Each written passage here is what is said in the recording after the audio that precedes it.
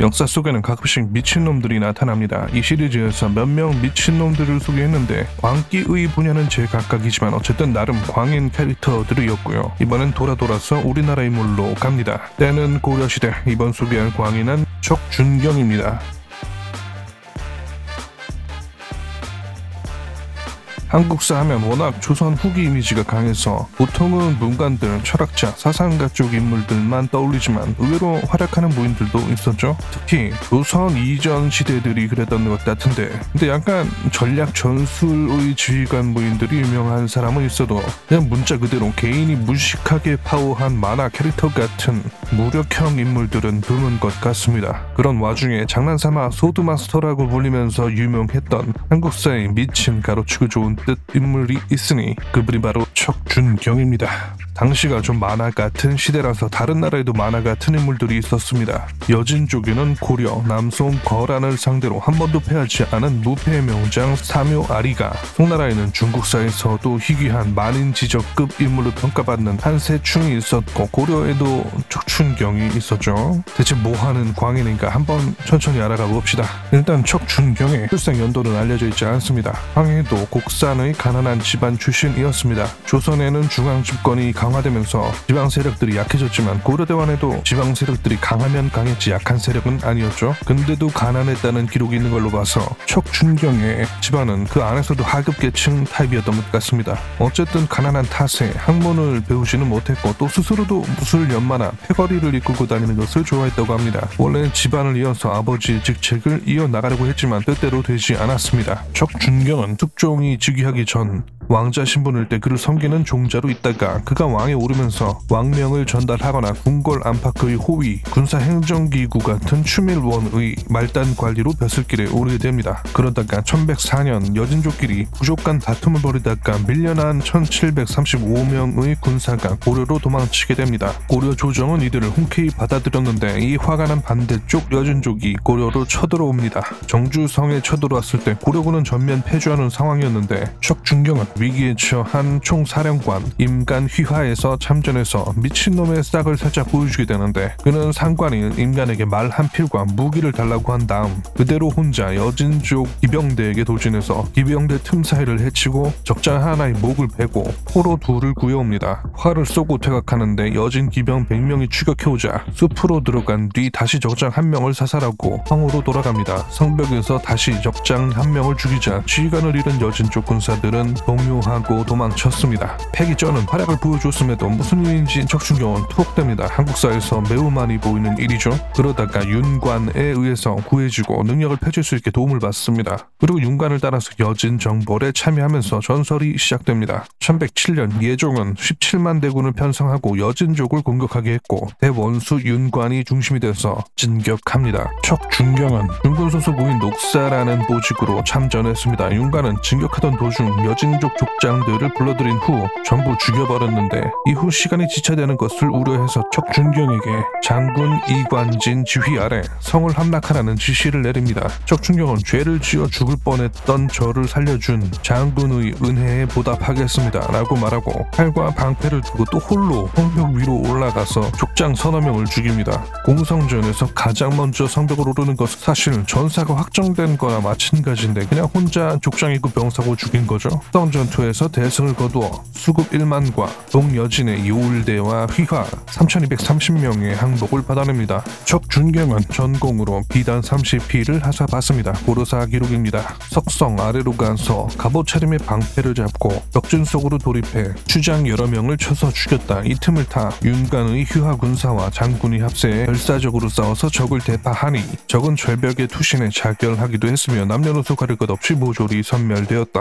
이후 지형을 믿고 깊숙이 들어갔다가 여진족 대부대의 기습을 받아서 윤관은 소수의 부대만 거느린 채 포위되는 위기를 겪습니다. 부사령관도 화살에 맞은 상태고 윤관도 위기 상태가 됩니다. 이때 척준경은 결사대 10명을 데리고 활로를 뚫으려고 합니다. 이에 동생 척준신이 자살행위라면서 말렸는데 척준경은 너는 돌아가서 늙은 부모를 봉양하거라. 나는 이 한 몸을 국가에 바쳤으니 의리상 가만히 있을 수가 없다 라고 패기 있게 말하고는 윤관을 구하기 위해서 돌격합니다. 눈엔 만화 같은 모습인 게 척춘경은 10명을 데리고 대군에게 돌진해서 적군 10명 정도를 베고 시간을 끌었고 이후 지원군이 도착하면서 윤관을 무사히 구출해냅니다. 척준경은 하나도 다치지 않았고 생還했을 뿐만 아니라 도망치는 여진족을 추적해서 36명을 뵙니다. 윤관은 눈물을 흘리면서 감격해하면서 고마움의 표시로 그를 양자로 대했고 척준경을 한문지후로 승격시켰습니다. 그 다음은 영주성 전투입니다. 패잔병을 이끌고 영주성으로 물려난 고려군은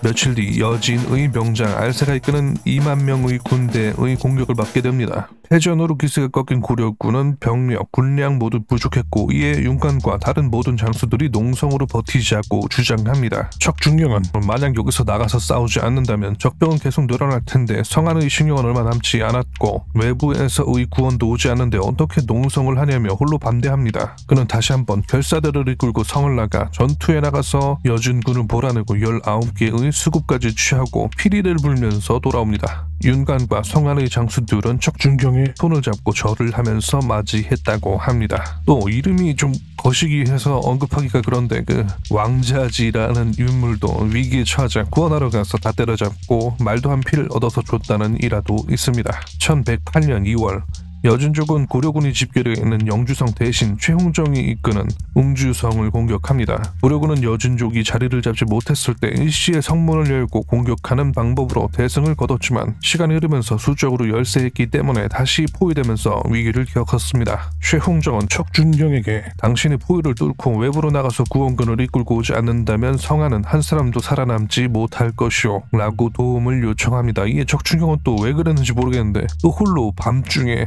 밧줄을 타고 성벽을 내려갑니다. 척준경은 해진 옷을 입고 성벽을 단신으로 내려가서 포위망을 돌파한 후 고려 국경인 경주까지 도착한 뒤 병력을 집결하고 그들을 이끌고 홍태진, 야등포, 길주를 거치면서 마주치는 적들을 모조리 격파한 뒤 최종적으로는 웅주성, 방어군과 연합까지 해서 성을 포위하던 여진군을 격파하고 성을 구해냅니다. 자꾸 만화 같은 일을 벌입니다. 이후에도 고려군 기습이 일어나자 기동부대를 이끌고 함주, 영주에서 승리하기도 하면서 명성이 드높아졌지만 결국 고려군이 갈라수 전투에서 사묘아리가 이끄는 여진군에게 대패하고 조정에서도 화친을 주장하는 목소리가 커지면서 1109년 철수하게 됩니다. 예종은 전공을 취하는 뜻에서 척준경에게 행영 병마 판관에 임명하고 아버지도 불러서 술과 고기, 은 한 덩이, 맵쌀 10석도 하사합니다. 하급 무관에서 시작해서 지속적으로 승진했는데 만화 캐릭터처럼 위기를 잡고 혼자서 뒤집어버리는 미친놈 같은 활약을 했기 때문인데 이게 잘 보면 결국 척준경 개인이 미친놈처럼 잘 싸웠던 거지 고려군 전체를 보면 위기투성이었습니다. 이런 경험 탓인지 나중에는 여진족에게 신중한 태도를 보이게 되었습니다. 믿고 따르던 윤관, 오연총이 전쟁이 끝나고 얼마 안 가서 죽으면서 척준경은 권력자 이자겸을 도우면서 자식들도 결혼시키고 정이품 벼슬까지 오르면서 출세 가도를 달립니다. 인종을 따르던 왕당파들과 권력의 중심에 있던 이자겸 일파들의 갈등이 커지면서 왕당파들과 평소 척준경의 상관이었다가 부하신분이 되어버린 불만이 많은 장군들끼리 연합해서 1126년 저녁 시간에 본궐로 들어가서 당시 궐에 있던 이들을 죽이고 시체를 궁성 밖으로 던져버리는 사건이 벌어집니다. 여기에 죽은 이들로는 척준경의 아들과 동생도 있었습니다. 소식을 전해받은 이자겸 파벌이 어떻게 할지 의논을 시작했는데 아들과 친동생이 살해당했다는 것을 들은 척준경은 대노하면서 여기서 기다릴 수 없다며 부하와 장졸 수십 명을 이끌고 바로 봉쇄된 문을 강제로 열고 두 번째 문까지 도착하고 고함을 질러댔다고 합니다. 척준경은 다음날 군대를 소환하고 무기고를 털어서 장비시킨 뒤 궁성 정문을 포위합니다. 인종이 호위대와 함께 나타나자 척준경이 소환한 군대가 열을 맞춰서 만세를 외쳤습니다. 인종은 신하를 보내서 말을 전했습니다. 내 무리는 왜 병을 끌고 왔는가? 듣지 않으니 적이 금중에 들어왔다 하여 사직을 호위하기 위함입니다. 없다. 집 역시 무상하다. 너희 등은 갑옷을 풀고 해산하라. 척준경은 이중을 검으로 위협해서 물러나게 하고 군대를 다시 무장시켜서 고함을 지르게 했습니다. 싸움이 벌어지고 인종에게까지 화살이 날아오자 호위대가 방패로 인종을 지키면서 후퇴합니다. 이자겸은 부디 금중에 있는 난을 작당한 자들을 나오게 하십시오. 그렇지 않으면 금중을 놀라게 할까봐 두렵습니다. 라고 인종을 협박 협박했고 인종은 이를 무시합니다. 이에 밤이 다가오자 척준경은 성을 불태우자고 이야기합니다. 어처구니 없는 척준경의 이야기에 이자겸이 대답하지 못하고 신하들에게 의논을 구했지만 답을 받기도 전에 땔감을 들고 오게 해서 국왕이 안에 있는데도 동화문을 불태우게 됩니다. 이 불이 궁궐 깊숙이 들어가 국왕이 먹고 자는 내전까지 태우게 됩니다. 척준경과 이자겸의 아들 이지보는 갑옷을 입고 말을 탄 채로 궁성 안으로 들어가고 이에 호위병이 그들 공격하고 문을 잠궈버리자 척준경은 문 밖으로 나오려는 자를 전부 죽이라고 명령을 내립니다. 성은 불에 타고 인종은 도망치면서 선의 문서도 작성해서 보냅니다. 이자겸은 한국사 인물들이 늘 그렇듯 저질러 놓고 아는 척 선의를 거부하는 척을 합니다. 그러고는 인종을 호위하던 이들을 죽이고 내놓으라며 협박하고 왕당파들을 끌어내서 유배 보내거나 죽이고 처자식들을 노비 계급으로 만듭니다. 1126년 인종의 호위 장교는 3명밖에 남지 않았는데 이재겸과 척준경은 이 셋도 죽이려고 부하를 시켜서 인종에게서 끌어내려고 했습니다. 이에 장교 한 명이 곤룡포를 붙잡고 부디 살려달라고 애원했는데 이재겸의 부하는 아랑곳하지 않고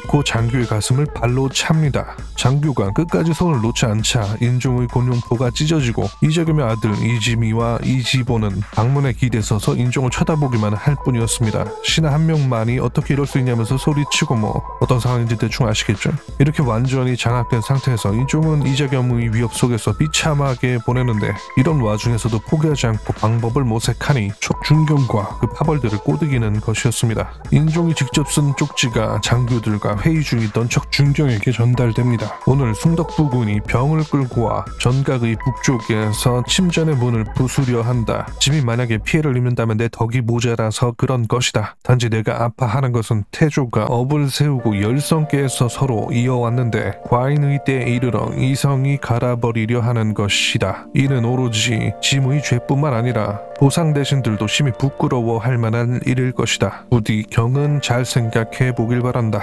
척준경은 쪽지를 받고 부하들에게 묻자 부하 김향은 울면서 무릎을 꿇고 임금을 도와야 한다고 호소. 척준경은 즉각 행동해서 희화 장교 7명, 20명의 장정을 이끌고 본궐 무기구에서 부하 100명을 뽑고 무장시키고 이동. 중간에 마주친 이자겸 신하 1명을 죽이고 인종과 합류.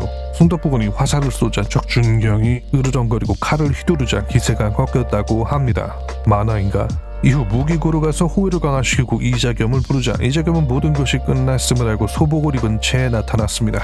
척준경은 이자겸을 가두고 본보기로 이자겸을 호위하던 장교 2~3명을 죽이고 군주를 체포합니다. 이로써 이자겸의 난이 끝나게 됩니다. 인종이 다시 복귀되고 이자겸 파들은 하나하나씩 제거당했습니다. 소속 신하는 노비까지 사형을 내리거나 유배되었습니다. 난을 평정했다고 치하했지만 성도 불태우는 미친놈인 척준경을 인종이 좋게 볼 수는 없었고 1127년 이자겸을 제거한 일은 일시공이나 궁궐을 침범하고 불살한 것은 만세의 죄라며 정치적으로 탄핵을 받아서 결국 유배됩니다. 1127년 10월 이자겸이 수탈한 땅과 노비를 원래 주인에게 돌려주고 이자겸과 척준경의 난을 전각에 기록해두니 결국 최후의 승자는 인종이 되었습니다. 척준경은 국산에서 17년간 유배 생활을 하다가 그곳에서 사망하게 됩니다. 성질 급하지만 텃밭 이를 데 없었던 한국사에서는 보기 드문 순수 무력 광인 타입 척준경의 일대기였습니다. 개인적으로 이자겸의 난을 자세히 알아본 것은 이번이 처음이었는데 생각보다 굉장히 재밌었네요. 다른 나라들은 야사로 전해지거나 없는 기록을 포장하거나 하는데 한국은 이런 걸 다 기록해놔서 유독